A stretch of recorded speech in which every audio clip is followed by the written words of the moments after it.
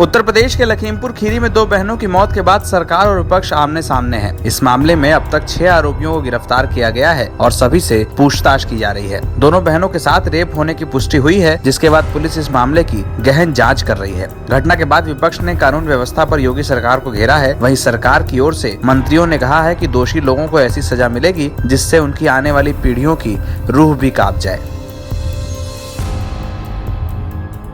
लखीमपुर खीरी के कांड में मारी गई दोनों बहनों के पिता का दुख और आक्रोश सामने आया है। उनका कहना है कि जिन कातिलों ने उनकी बेटी की हत्या की है उसे फांसी की सजा मिलनी चाहिए। पुलिस की ओर से लगातार लड़कियों के आरोपियों के साथ जाने की बात कही जा रही है। वहीं लड़कियों के पिता ने दावा किया है कि आरोपियों ने ही उनकी बेटियों को दरवाजे से उठाया था।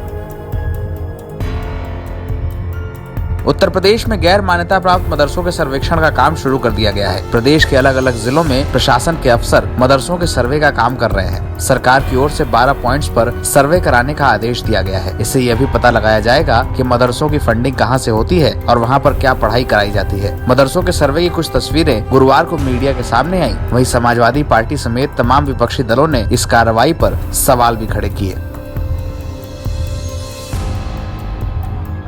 कानपुर में गुरुवार को एक बड़ा हादसा होते होते रह गया। यहाँ कानपुर सेंट्रल स्टेशन के पास झांसी इंटरसिटी ट्रेन पर अचानक ओएचई लाइन टूट कर गिर गई। इसके बाद ओएचई लाइन में स्पार्किंग के साथ तेज धमाका भी हुआ। ट्रेन की छत पर तेज धमाके के कारण यात्रियों में अफरा तफरी मच गई। इस दौरान ट्रेन की बोगी में बैठे यात्री दहशत में आ गए और बोगी से उतरकर नीचे की तरफ भागने लगे। इसके बाद लखनऊ रेलवे रूट की सभी ट्रेनों का आवागमन प्रभावित हो गया और कई ट्रेनों को रास्ते में ही रोकना पड़ा।